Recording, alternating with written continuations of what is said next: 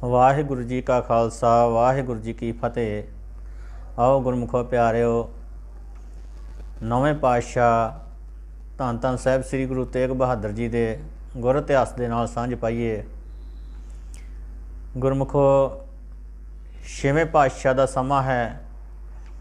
छेवें पातशाह की शादी बाबा बकाला साहब विखे हुई है। बाबे बकाले एक हरी चंद लद्दा रहिंदा सीगा, उन्हां दी लड़की बेबे नानकी, जिन्हां दे नाल धन श्री गुरु हरगोबिंद साहब की शादी हुई। बैंकां वाला पहला नाम सीगा गुरमुखो प्यारिओ बाबा बकाला साहब का। बाद विच बाबा बकाला साहब नाम प्रचलित होया जदों नवें पातशाह गद्दी ते बैठे ने। गुरमुखो प्यारिओ, गुरमुखो छेवें पातशाह की शादी हुई तो छेवें पातशाह गुरु के महल अंबरसर विखे आ गए ने। इत्थे रहिंदे ने। चार पुत्र होए पहले गुरमुखो प्यारिओ, बाबा गुरदित्ता जी, बाबा टल राय जी, बाबा अणी राय जी ते बाबा सूरजमल जी। ये गुरमुखो प्यारिओ चार पुत्र पहले होए।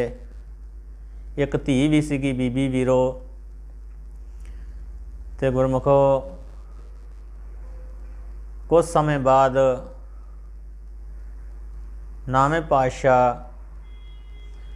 धन श्री गुरु तेग बहादुर जी ने अवतार धारिया।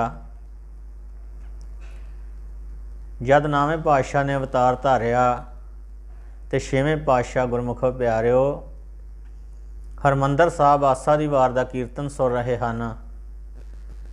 बाबा बिधि चंद जी होर भी सिख गुरु पातशाह को गए ने। गुरु पातशाह नूं जाके खबर दिती कि गुरु पातशाह बेबे नानकी जी की कुखों एक बहुत सुंदर बालक ने जन्म लिया है। जद कीर्तन की समाप्ति हुई तो गुरमुखो छेवें पातशाह फिर गुरु के महल गए ने। छेवें पातशाह ने जब दर्शन किए तो गुरमुखो छेवें पातशाह ने सीस झुकाया, मत्था टेकिया। सारे सिख ते बाबा बिधि चंद जी वेख के हैरान हो गए। छेवें पातशाह नूं पुछदे ने, कहते ने हे मालक, तुसी सानू ये गल दसो, पहले भी चार पुत्र होए ने, उन्हां नूं तुसी मत्था नहीं टेकिया, उन्हां नूं तुसी सीस नहीं झुकाया। ये जिहड़े सब तो छोटे ने, इन्हां नूं तुसी क्यों सीस झुकाया? ते गुरमुखो छेवें पातशाह कहंदे ने, इन्हां दे विचों मैनू गुरु नानक साहब की जोत दिसदी नज़र आ रही है। बोलो सतनाम श्री वाहिगुरु। गुरमुखो सीस भी उन्होंने झुकाया जाता है जेड़े किसे बहुत किते रब दीयां कमाइयां पुराणियां कीतियां होण, पिछले युगों के भगत होण, जिहड़े ध्रुव भगत वांगू, प्रहलाद भगत वांगू गुरमुखो प्यारिओ पुराणियां कमाइयां करके ते अवतार धारदे ने। तो वेखो छोटी उम्र दे विच ही गुरमुखो प्यारे फिर सीस झुकते हैं संगतां दे। फिर छेवें पातशाह ने कहा, इन्हां दे विचों मैनूं गुरु नानक साहब की जोत जगदी नज़र आउंदी है। फिर गुरमुखो सारे सिखां ने भी, बाबे बिधि चंद होणां ने भी मत्था टेकिया। गुरमुखो प्यारिओ जद मत्था टेकिया फिर कुछ समा पिया, बालक जवान हुंदा गया। 10-11 साल उम्र हो गई। मेरे मालक दी गुरमुखो प्यारिओ पहला नाम सी इन्हां दा तेग मल। बाद दे विच गुरमुखो प्यारिओ गुरु तेग बहादुर जी बने ने। जद गुरमुखो प्यारिओ 10-11 साल दे होए, छेवें पातशाह ने इन्होंने शास्त्र विद्या भी सिखाई है, घोड़ सवारी भी सिखाई है, 10-11 साल की उम्र होई मेरे मालिक दी, उधरों गुरमुखो करतारपुर का युद्ध छिड़ गया। करतारपुर चले गए ने। करतारपुर गुरमुखो प्यारिओ बहुत वड्डा युद्ध होया ते मेरे मालिक ने बालक अवस्था दे विच ही तलवार चक ली ते दुश्मनों के बहुत आऊ लाए गुरमुखो प्यारिओ, क्योंकि परमेश्वर ने बहुत वड्डी किरपा की सी इन्हां दे उत्ते। गुरमुखो प्यारिओ गुरु नानक साहब पहला ही 10 जामिया तक दस गए सन भी आ कुछ होना है। तो गुरमुखो प्यारिओ ये तो अकाल पुरख की किरपा सीगी मेरे मालिक ते नवें पातशाह ते बालक अवस्था दे विच ही। इन्हां जद तलवार चुकी दुश्मनों के बहुत आऊ लाए तो गुरमुखो छेवें पातशाह वेख के हैरान हो गए। छेवें पातशाह ने थापी दिती इन्हां नूं। छेवें पातशाह कहंदे पुत्रा हुण तू जुल्म दा टाकरा कर सकदा, मैनू बहुत माण है। ये गुरमुखो प्यारिओ फिर कुछ समा पिया, करतारपुर भी रहे। करतारपुर दा गुरमुखो प्यारिओ करतारपुर दा गुरमुखो प्यारिओ रहन वाला भाई लाल चंद जिन्हां दी लड़की दे नाम सी गुजरी, उन्होंने गुरमुखो प्यारिओ भाई लाल चंद ने अपनी लड़की का रिश्ता धन गुरु तेग बहादुर जी नूं कर दिता। इन्हां दी 11 साल उम्र सीगी ते माता गुजरी दी गुरमुखो प्यारिओ उदों 9 साल की उम्र सीगी। शादी हो गई ते गुरमुखो फिर कुछ समय बाद गुरु साहब ने कहा भी आपां हुण कीरतपुर साहब चले चलीए, इत्थे रहना ठीक नहीं है, क्योंकि बाबा गुरदित्ता जी ने कीरतपुर साहब शहर जिहड़ा उदों वसाया सीगा। गुरमुखो प्यारिओ कीरतपुर साहब पिंड वसाया सीगा पहले, तो गुरमुखो बाद दे विच बहुत दूर तक फैल गया। गुरु साहब की किरपा हो गई तो शहरां वांगू बन गया। इस तरह गुरमुखो प्यारिओ जदों इत्थों चले ने तो धीरमाल जी जिहड़े पहलां ही गुरु घर दे दोखी सीगे, इन्हां ने गुरमुखो जाण तो इनकार कर दिता। ये कहंदे आपां तां नहीं इत्थों जाना। तो गुरमुखो बाबा गुरदित्ता जी तो पहलां ही उत्थे रहिंदे सीगे। ये सारा परिवार लेके छेवें पातशाह ते गुरमुखो प्यारिओ तुर पे इत्थों। सतवें पातशाह भी धन श्री गुरु हरराय साहब जी जिहड़े कि बाबा गुरदित्ता जी के लड़के सन, वो भी गुरमुखो प्यारिओ नाल ही सन। ते धीरमल भी गुरमुखो प्यारिओ बाबा गुरदित्ता जी का ही लड़का सीगा। ये सतवें पातशाह भी गुरमुखो प्यारिओ उदों गुरु नहीं सी बने, ये भी नाल चले गए, क्योंकि छेवें पातशाह के पोतरे लगते सन। ये भी नाल ही चले गए। जदों कीरतपुर साहब गए ने तो कीरतपुर साहब जाके गुरमुखो प्यारिओ गुरु साहब ने छेवें पातशाह ने जदों अंतिम समा आया छेवें पातशाह जी का, तो गुरमुखो प्यारिओ वो तो आप परमेश्वर का रूप सन, उन्होंने पता ही सीगा। उन्होंने फिर सारे पुत्रां नूं वक्खो वक्खरे काम वंड के दे दिते ने। किसी नूं कहता तैनूं दुकानां दा किराया आऊगा, किसी नूं कहता तैनूं जमीन दी आमदन आऊगी, किसी नूं कोई काम देता, किसी नूं कोई काम देता, सारिआं नूं रोजगार देता। ते गुरमुखो जिहड़े मेरे मालिक नौवें पातशाह, इन्हां नूं कोई जिम्मेवारी ना दिती, इन्हां दा नां ना लिया। ते गुरमुखो प्यारिओ बेबे नानकी जी कहंदे ने मेरे मालिक मेरे स्वामी ਇਹ ਤਾਂ ਮੇਰਾ ਪੁੱਤਰ ਬਹੁਤ ਭੋਲਾ ਹੈ। ਤੁਸੀਂ ਸਾਰਿਆਂ ਪੁੱਤਰਾਂ ਨੂੰ ਵੱਖੋ ਵੱਖਰੇ ਕੰਮ ਵੰਡ ਕੇ ਦੇ ਦਿੱਤੇ ਹਨ, ਇਹਨਾਂ ਦਾ ਤੁਸੀਂ ਨਾਂ ਨਹੀਂ ਲਿਆ। ਇਹਨਾਂ ਨੂੰ ਵੀ ਕੋਈ ਜ਼ਿੰਮੇਵਾਰੀ ਦਿਓ, ਹੋ ਸਕੇ ਇਹ ਵੀ ਆਪਣਾ ਪ੍ਰਸ਼ਾਦਾ ਪਾਣੀ ਕਮਾ ਕੇ ਖਾਣ ਜੋਗੇ ਹੋ ਜਾਣ। ਸਾਰਿਆਂ ਨੂੰ ਵੱਖੋ ਵੱਖਰੇ ਕੰਮ ਦੇ ਦਿੱਤੇ ਹਨ। ਇਹ ਭੋਲਾ ਪੁੱਤਰ ਹੈ, ਇਹਨੂੰ ਤੁਸੀਂ ਕੋਈ ਜ਼ਿੰਮੇਵਾਰੀ ਨਹੀਂ ਦਿੱਤੀ, ਕੋਈ ਕੰਮ ਨਹੀਂ ਦਿੱਤਾ। ਤੇ ਗੁਰਮੁਖੋ ਪਿਆਰਿਓ, ਮੇਰੇ ਮਾਲਕ ਛੇਵੇਂ ਪਾਤਸ਼ਾਹ ਪਤਾ ਕੀ ਕਹਿੰਦੇ ਨੇ ਉਦੋਂ? ਬੇਬੇ ਨਾਨਕੀ ਜੀ ਨੂੰ ਕਹਿੰਦੇ, ਭੋਲੀਏ ਗੱਲ ਸੁਣ, ਇਹਨਾਂ ਨੂੰ ਜਿਹੜੀ ਜ਼ਿੰਮੇਵਾਰੀ ਪਰਮੇਸ਼ਰ ਨੇ ਦਿੱਤੀ ਆ ਨਾ, ਉਹ ਬਹੁਤ ਵੱਡੀ ਹੈ। ਇਹਨਾਂ ਦੀਆਂ ਜ਼ਿੰਮੇਵਾਰੀਆਂ ਤਾਂ ਇੱਥੇ ਹੀ ਆ, ਪਰ ਇਹ ਮੇਰਾ ਜਿਹੜਾ ਸੁਪੁੱਤਰ ਆ ਬਹੁਤ ਕਰਮਾਂ ਵਾਲਾ, ਬੜੀਆਂ ਉੱਚੀਆਂ ਬੁਲੰਦੀਆਂ ਤੇ ਪਹੁੰਚਣ ਵਾਲਾ ਹੈ। ਇਹਦੇ ਤੇ ਸਾਰੇ ਸੰਸਾਰ ਦੀ ਜ਼ਿੰਮੇਵਾਰੀ ਪੈਣੀ ਹੈ। ਬੋਲੋ ਸਤਨਾਮ ਸ੍ਰੀ ਵਾਹਿਗੁਰੂ। ਤੇ ਗੁਰਮੁਖੋ ਛੇਵੇਂ ਪਾਤਸ਼ਾਹ ਫਿਰ ਬੇਬੇ ਨਾਨਕੀ ਜੀ ਨੂੰ ਕਹਿੰਦੇ ਨੇ ਇਹਨਾਂ ਨੂੰ ਲੈ ਕਰਕੇ ਤੁਸੀਂ ਹੁਣ ਬਾਬਾ ਬਕਾਲਾ ਸਾਹਿਬ ਚਲੇ ਜਾਓ। ਜਦੋਂ ਗੁਰਮੁਖੋ ਪਿਆਰਿਓ ਬਾਬਾ ਬਕਾਲਾ ਸਾਹਿਬ ਆ ਗਏ ਨੇ,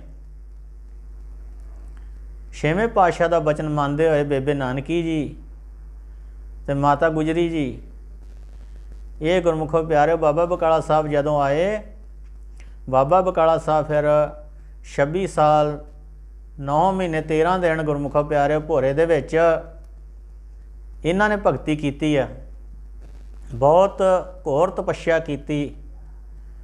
ਤੇ ਗੁਰਮੁਖੋ ਤਪੱਸਿਆ ਕਰਦਿਆਂ ਕਰਦਿਆਂ ਬੜਾ ਗੁਰਮੁਖੋ ਪਿਆਰਿਓ ਸਮਾਂ ਲੰਘਿਆ। ਛੇਵੇਂ ਪਾਤਸ਼ਾਹ ਨੇ 7ਵੇਂ ਪਾਤਸ਼ਾਹ ਨੂੰ ਵੀ ਗੱਦੀ ਬਖਸ਼ ਦਿੱਤੀ। 7ਵੇਂ ਪਾਤਸ਼ਾਹ ਤੋਂ ਬਾਅਦ 'ਚ 8ਵੇਂ ਪਾਤਸ਼ਾਹ ਨੂੰ ਗੱਦੀ ਬਖਸ਼ੀ। ਤੇ 8ਵੇਂ ਪਾਤਸ਼ਾਹ ਗੁਰਮੁਖੋ ਪਿਆਰਿਓ 1664 ਦੇ ਵਿੱਚ ਦਿੱਲੀ ਚਲੇ ਗਏ ਨੇ। ਜਦ ਦਿੱਲੀ ਗਏ, ਜਦੋਂ ਉੱਥੇ ਚੇਚਕ ਦੀ ਬਿਮਾਰੀ ਗੁਰਮੁਖੋ ਪਿਆਰਿਓ ਚੱਲੀ, 8ਵੇਂ ਪਾਤਸ਼ਾਹ ਨੇ ਮੇਰੇ ਮਾਲਕ ਨੇ ਸਾਰੇ ਸੰਸਾਰ ਦੀ ਦਿੱਲੀ ਦੇ ਵਿੱਚ ਆਪਣੇ ਉੱਤੇ ਬਿਮਾਰੀ ਲੈ ਕੇ ਆਪਣਾ ਸਰੀਰ ਛੱਡ ਦਿੱਤਾ ਤੇ ਸੰਸਾਰ ਦਾ ਭਲਾ ਕੀਤਾ ਗੁਰਮੁਖੋ ਪਿਆਰਿਓ। ਉੱਥੋਂ ਫਿਰ ਸੰਗਤਾਂ ਨੇ ਪੁੱਛਿਆ, ਤੁਸੀਂ ਤੇ ਸੱਚਖੰਡ ਨੂੰ ਚਲੇ ਜੇ, ਹੁਣ ਤੁਸੀਂ ਸਾਨੂੰ ਦੱਸੋ, ਸਾਨੂੰ ਕਿਹਦੇ ਲੜ ਲਾ ਕੇ ਚੱਲੇ ਜੋ? ਤੇ ਗੁਰਮੁਖੋ ਪਿਆਰਿਓ ਫਿਰ 8ਵੇਂ ਪਾਤਸ਼ਾਹ ਨੇ ਕਿਹਾ, ਉਹ ਕਹਿੰਦੇ ਹੁਣ ਤੁਸੀਂ ਬਾਬਾ ਬਕਾਲੇ ਆ ਉੱਥੇ ਚਲੇ ਜਾਓ। ਜਦੋਂ ਗੁਰਮੁਖੋ ਪਿਆਰਿਓ 8ਵੇਂ ਪਾਤਸ਼ਾਹ ਨੇ ਗੱਲ ਕਹੀ ਤੇ ਫਿਰ ਗੁਰਮੁਖੋ ਪਿਆਰਿਓ ਸਾਰੀ ਸੰਗਤ ਇੱਥੇ ਆਈ। ਧੀਰਮਲ ਜੀ ਨੂੰ ਪਤਾ ਲੱਗ ਗਿਆ। ਧੀਰਮਲ ਜੀ ਨੇ ਗੁਰਮੁਖੋ 22 ਮੰਜੀਆਂ ਵੱਖਰੀਆਂ ਵੱਖਰੀਆਂ ਡਾਲੀਆਂ, ਕਈ ਗੁਰੂ ਬਣ ਬੈਠੇ। ਕੋਈ ਕਹਿੰਦਾ ਮੈਂ ਗੁਰੂ ਹਾਂ, ਕੋਈ ਕਹਿੰਦਾ ਮੈਂ ਗੁਰੂ ਹਾਂ। ਗੁਰਮੁਖੋ ਪਿਆਰਿਓ ਗਾੜੀ ਏਜੰਟ ਰੱਖ ਲਏ। ਏਜੰਟਾਂ ਨੇ ਫਿਰ ਹਰ ਇੱਕ ਨੂੰ ਭੋਲੀਆਂ ਸੰਗਤਾਂ ਨੂੰ ਪ੍ਰੇਰ ਕੇ ਖੜਨਾ। ਕਿਸੇ ਨੇ ਕਹਿਣਾ ਆਹ ਗੁਰੂ ਆ, ਆਹ ਗੁਰੂ ਸੱਚਾ ਵਾ, ਆਹ ਗੁਰੂ ਸੱਚਾ ਵਾ। ਤੇ ਗੁਰਮੁਖੋ ਪਿਆਰਿਓ ਸੰਗਤਾਂ ਨਾਲ ਛਲ ਕਰਨਾ।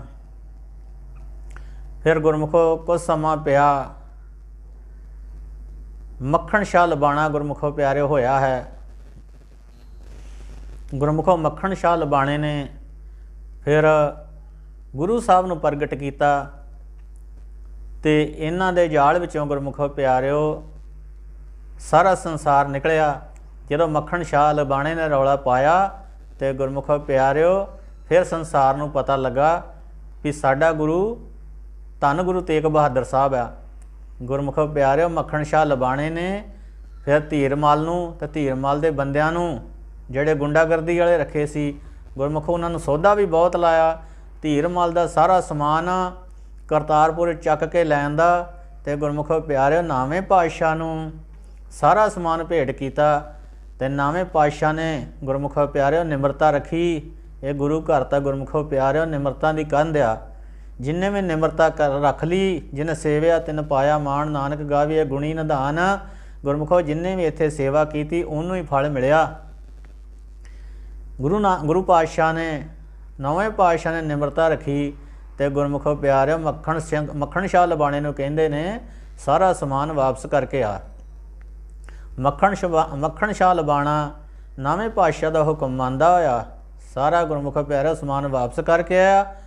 ਪਰ ਜਿਹੜੀ ਬੀੜ ਗੁਰਮੁਖੋ ਪਿਆਰਿਓ 6ਵੇਂ ਪਾਤਸ਼ਾਹ ਵੇਲੇ ਜਿਹੜੀ 5ਵੇਂ ਪਾਤਸ਼ਾਹ ਨੇ ਲਿਖੀ ਸੀਗੀ ਬੀੜ 6ਵੇਂ ਪਾਤਸ਼ਾਹ ਵੇਲੇ ਬੀੜ ਜ਼ਬਤ ਕਰ ਲਈ ਸੀਗੀ ਧੀਰ ਮੱਲ ਨੇ। ਤੇ ਗੁਰਮੁਖੋ ਪਿਆਰਿਓ ਮੱਖਣ ਸ਼ਾਹ ਲਬਾਣਾ ਕਹਿੰਦਾ 9ਵੇਂ ਪਾਤਸ਼ਾਹ ਨੂੰ ਮਹਾਰਾਜ ਇਹ ਬੀੜ ਤਾਂ ਨਹੀਂ ਮੈਂ ਦੇਣੀ ਇਹਨਾਂ ਨੂੰ।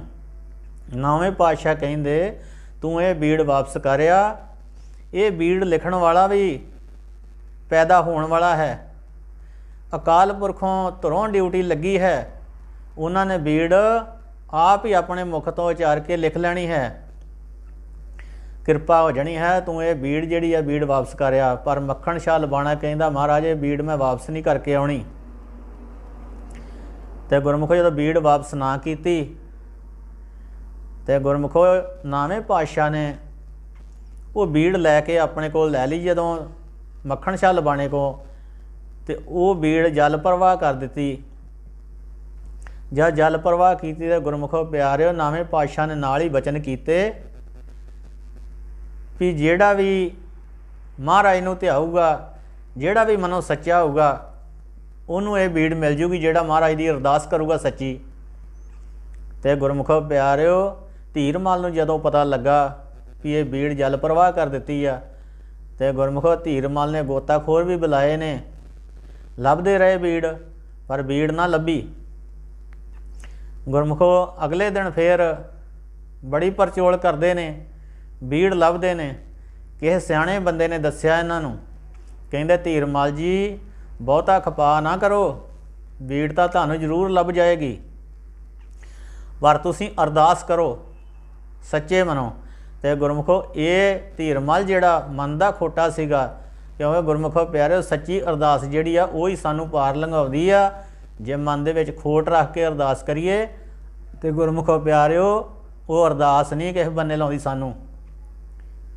ਸੱਚੇ ਮਨੋਂ ਅਰਦਾਸ ਕਰੀਏ ਗੁਰੂ ਸਾਹਿਬ ਗਾੜੀ ਜਾ ਕੇ ਤੇ ਗੁਰਮੁਖੋ ਪਿਆਰਿਓ ਉਹ ਹੀ ਫਿਰ ਸਾਨੂੰ ਪਾਰ ਲਾਉਂਦੀ ਸੱਚੀ ਅਰਦਾਸ। ਜੇ ਗੁਰੂ ਘਰ ਵੀ ਜਾ ਕੇ ਆਪਾਂ ਖੋਟ ਰੱਖੀ ਤੇ ਗੁਰਮੁਖੋ ਪਿਆਰਿਓ ਫਿਰ ਗੁਰੂ ਕੋ ਸਾਨੂੰ ਕੀ ਮਿਲਣਾ। ਗੁਰੂ ਘਰ ਜਾ ਕੇ ਖੋਟ ਨਹੀਂ ਰੱਖਣੀ ਚਾਹੀਦੀ। ਇਹ ਗੁਰਮੁਖੋ ਪਿਆਰਿਓ 8ਵੇਂ ਪਾਤਸ਼ਾਹ ਤੱਕ ਅਰਦਾਸ ਕਰਿਆ ਕਰੇ, 9ਵੇਂ ਪਾਤਸ਼ਾਹ ਦਾ ਨਾਂ ਹੀ ਨਾ ਲਿਆ ਕਰੇ। ਕਿਉਂਕਿ ਗੁਰਮੁਖੋ ਪਿਆਰੇ 9ਵੇਂ ਪਾਤਸ਼ਾਹ ਨੂੰ ਇਹ ਮੰਨਦਾ ਹੀ ਨਹੀਂ ਸੀਗਾ ਗੁਰੂ। ਇਹ ਤਾਂ ਕਹਿੰਦਾ ਸੀ ਗੁਰੂ ਮੈਂ ਆ। 9ਵੇਂ ਪਾਤਸ਼ਾਹ ਨੂੰ ਇਹਨੇ ਗੁਰੂ ਨਾ ਮੰਨਣਾ। ਕਿਸੇ ਬੰਦੇ ਸਿਆਣੇ ਨੇ ਗੁਰਮੁਖੋ ਪਿਆਰਿਓ ਫਿਰ ਇਹਨੂੰ ਕਿਹਾ ਧੀਰ ਮੱਲ ਮਨ ਦੇ ਵਿੱਚ ਖੋਟ ਨਾ ਰੱਖ, ਮਨ ਦੇ ਵਿੱਚ ਸਿੱਧੀ ਨੀਤ ਨਾ, ਇੱਕ ਮਨ ਇੱਕ ਚਿੱਤ ਹੋ ਕੇ 9ਵੇਂ ਪਾਤਸ਼ਾਹ ਨੂੰ ਗੁਰੂ ਮੰਨ ਤੇ 9ਵੇਂ ਪਾਤਸ਼ਾਹ ਤੱਕ ਅਰਦਾਸ ਕਰ। ਧੰਨ ਗੁਰੂ ਤੇਗ ਬਹਾਦਰ, ਤੇਗ ਬਹਾਦਰ ਸਿਮਰਿਏ ਘਰ ਨੌ ਨਿਦਾਵੇ ਧਾਏ, ਸਭ ਥਾਈ ਹੋਏ ਸਹਾਏ। ਗੁਰਮੁਖੋ ਪਿਆਰਿਓ ਉਸ ਆਦਮੀ ਨੇ ਕਿਹਾ ਜਦੋਂ ਇਹਨੂੰ ਵੀ 9ਵੇਂ ਪਾਤਸ਼ਾਹ ਤੱਕ ਅਰਦਾਸ ਕਰ ਇਸ ਤਰ੍ਹਾਂ। ਇਹਨੇ ਫਿਰ ਗੁਰਮੁਖੋ ਪਿਆਰਿਓ ਜਦੋਂ 8 ਪਾਤਸ਼ਾਹਾਂ ਦੇ ਨਾਮ ਲਏ ਫਿਰ 9ਵੇਂ ਪਾਤਸ਼ਾਹ ਦਾ ਇਹਨੇ ਕਿਹਾ ਤੇਗ ਬਹਾਦਰ ਸਿਮਰਿਏ ਘਰ ਨੌ ਨਿਦਾਵੇ ਧਾਏ, ਸਭ ਥਾਈ ਹੋਏ ਸਹਾਏ। ਜਦੋਂ ਗੁਰਮੁਖੋ ਪਿਆਰਿਓ ਇਹ ਬਚਨ ਕੀਤਾ 9ਵੇਂ ਪਾਤਸ਼ਾਹ ਤੱਕ ਅਰਦਾਸ ਕੀਤੀ ਤੇ ਗੁਰਮੁਖੋ ਪਿਆਰਿਓ ਇਹਨੇ ਫਿਰ ਬੀੜ ਵੱਲ ਗਿਆ ਜਦੋਂ ਤੇ ਗੁਰਮੁਖੋ ਪਿਆਰਿਓ ਇਹਨੂੰ ਉਹ ਬੀੜ ਤਰਦੀ ਹੋਈ ਨਜ਼ਰ ਆਈ। ਇਹਨੇ ਗੁਰਮੁਖੋ ਪਿਆਰਿਓ ਆਪਣੇ ਜਿਹੜੇ ਤਾਰੂ ਸੀਗੇ ਨਹਿਰਾਂ ਸਮੁੰਦਰਾਂ ਦੇ ਵਿੱਚੋਂ ਸਮਾਨ ਲੱਭਣ ਵਾਲੇ, ਗੁਰਮੁਖੋ ਪਿਆਰਿਓ ਇਹਨੇ ਫਿਰ ਉਹਨਾਂ ਨੂੰ ਉਸ ਨਦੀ ਦੇ ਵਿੱਚ ਵਾੜਿਆ ਤੇ ਗੁਰਮੁਖੋ ਪਿਆਰਿਓ ਉਹ ਬੀੜ ਫਿਰ ਇਹਨੇ ਫੜੀ ਤੇ ਗੁਰਮੁਖੋ ਪ੍ਰਮਾਤਮਾ ਦੀ ਇੰਨੀ ਕਿਰਪਾ ਹੋਈ ਕਿ ਉਹ ਬੀੜ ਗੁਰਮੁਖੋ ਪਿਆਰਿਓ 1-2 ਰੁਮਾਲੇ ਉੱਤੋਂ ਭਿੱਜੇ ਸਨ। ਪਰਮਾਤਮਾ ਦੀ ਇੰਨੀ ਕਿਰਪਾ ਸੀ ਗੁਰੂ ਨਾਨਕ ਸਾਹਿਬ ਦੀ ਕਿ ਗੁਰਮੁਖੋ ਉਸ ਬੀੜ ਦਾ ਇੱਕ ਵੀ ਅੰਗ ਨਾ ਭਿੱਜਾ। ਬੋਲੋ ਸਤਨਾਮ ਸ੍ਰੀ ਵਾਹਿਗੁਰੂ। ਇਸ ਤਰ੍ਹਾਂ ਗੁਰਮੁਖੋ ਪਿਆਰਿਓ ਅਸੀਂ ਵੀ ਪਰਮਾਤਮਾ ਦੇ ਨਾਲ ਜੁੜ ਕੇ ਆਪਣਾ ਇਸ ਤਰ੍ਹਾਂ ਦਾ ਜੀਵਨ ਬਣਵਾਈਏ। ਗੁਰਮੁਖੋ ਪਿਆਰਿਓ ਜਦੋਂ ਪਰਮਾਤਮਾ ਦੇ ਚਰਨਾਂ ਨਾਲ ਜੁੜਾਂਗੇ ਤੇ ਗੁਰਮੁਖੋ ਪਿਆਰਿਓ ਸਭ ਕੁਝ ਸਾਨੂੰ ਮਿਲ ਜਾਂਦਾ। ਆਪਣਾ ਵੀ ਗੁਰੂ ਸਾਹਿਬ ਦੇ ਨਾਲ ਜੁੜ ਕੇ ਇਹੋ ਜਿਹਾ ਜੀਵਨ ਬਣਾਈਏ ਆਪਾਂ ਕਿ ਆਪਾਂ ਵੀ ਸੱਚਖੰਡ ਦੇ ਵਾਸੀ ਬਣ ਸਕੀਏ, ਆਪਣਾ ਚੰਗਾ ਜੀਵਨ ਬਤੀਤ ਕਰ ਸਕੀਏ, ਗੁਰੂ ਨਾਨਕ ਸਾਹਿਬ ਦਾ ਨਾਮ ਜਪੀਏ। ਕਲਯੁਗ ਦੇ ਸਮੇਂ ਦੇ ਵਿੱਚ ਗੁਰਮੁਖੋ ਪਿਆਰਿਓ ਸਾਨੂੰ ਸਾਡੀ ਬਾਣੀ ਨੇ ਜਿਹੜੀ ਗੁਰੂ ਸਾਹਿਬ ਸਾਨੂੰ ਬਾਣੀ ਲਿਖ ਕੇ ਦੇ ਕੇ ਗਏ ਨੇ, ਇਸ ਬਾਣੀ ਨੇ ਸਾਨੂੰ ਠੰਡ ਦੇ ਵਰਤਾਉਣੀ ਹੈ, ਇਸ ਬਾਣੀ ਨੇ ਸਾਨੂੰ ਸਿੱਧੇ ਪਾਸੇ ਲੈ ਕੇ ਜਾਣਾ ਹੈ। ਸਾਡੀ ਜ਼ਿੰਦਗੀ ਦਾ ਦੁੱਖ ਸੁੱਖ ਦਾ ਹਾਲ ਸਾਰਾ ਹੀ ਬਾਣੀ ਦੇ ਵਿੱਚ ਦੱਸਿਆ ਹੈ। ਗੁਰਮੁਖੋ ਜਿਹੜਾ ਬਾਣੀ ਪੜ੍ਹ ਸਕਦਾ ਉਹ ਬਾਣੀ ਜ਼ਰੂਰ ਪੜ੍ਹੇ, ਜਿਹੜਾ ਬਾਣੀ ਨਹੀਂ ਪੜ੍ਹ ਸਕਦਾ ਉਹ ਮੇਰਾ ਵੀਰ ਬਾਣੀ ਗੁਰੂ ਸਾਹਿਬ ਦੇ ਘਰ ਆਣ ਕੇ ਅੰਮ੍ਰਿਤ ਵੇਲੇ ਵੀ ਤੇ ਸ਼ਾਮ ਨੂੰ ਸੰਧਿਆ ਵੇਲੇ ਦੇ ਟਾਈਮ ਵੀ ਗੁਰਮੁਖੋ ਪਿਆਰਿਓ ਬਾਣੀ ਸੁਣੇ। ਜੇ ਗੁਰਮੁਖੋ ਕੋਈ ਨਹੀਂ ਵੀ ਆ ਸਕਦਾ ਤੇ ਉਹ ਮੇਰਾ ਵੀਰ ਘਰ ਬੈਠਾ ਹੀ ਸਤਨਾਮ ਵਾਹਿਗੁਰੂ ਦਾ ਨਾਮ ਜਪੇ, ਕਿਉਂਕਿ ਗੁਰਮੁਖੋ ਪਿਆਰਿਓ ਗੁਰੂ ਸਾਹਿਬ ਨੇ ਬਾਣੀ ਦੇ ਵਿੱਚ ਇਹ ਵੀ ਕਿਹਾ ਹੈ, ਹਿਰਦੇ ਨਾਮ ਵਸਾਏ ਹੋ ਘਰ ਬੈਠੇ ਗੁਰੂ ਤੇ ਆਏ ਹੋ। ਗੁਰਮੁਖੋ ਪਿਆਰਿਓ ਘਰ ਬੈਠੇ ਹੀ ਨਾਮ ਜਪੀ ਜਾਓ, ਕਿਉਂਕਿ ਨਾਮ ਜਪਣਾ ਇਹ ਨਹੀਂ ਵੀ ਤੁਸੀਂ ਕਿਤੇ ਤੀਰਥਾਂ 'ਤੇ ਜਾ ਕੇ ਇਸ਼ਨਾਨ ਕਰੋ। ਗੁਰਮੁਖੋ ਪਿਆਰਿਓ ਬਹੁਤੇ ਤੀਰਥਾਂ 'ਤੇ ਇਸ਼ਨਾਨ ਕਰਨ ਦੀ ਲੋੜ ਨਹੀਂ। ਜੇ ਸਾਡਾ ਮਨ ਸੱਚਾ ਹੋਵੇ, ਸਾਡੇ ਮਨ ਦਾ ਭਾਂਡਾ ਸਾਫ਼ ਹੋਵੇ ਤੇ ਸਾਨੂੰ ਘਰ ਬੈਠਿਆਂ ਨੂੰ ਪਰਮਾਤਮਾ ਦੇ ਦਰਸ਼ਨ ਹੋ ਜਾਂਦੇ ਹਨ। ਇੰਨੀਆਂ ਹੀ ਬੇਨਤੀਆਂ ਕਰਦਾ ਅਰਦਾਸ ਖਿਮਾ ਦਾ ਜਾਚਕ ਹੈ। ਵਾਹਿਗੁਰੂ ਜੀ ਕਾ ਖਾਲਸਾ, ਵਾਹਿਗੁਰੂ ਜੀ ਕੀ ਫਤਿਹ।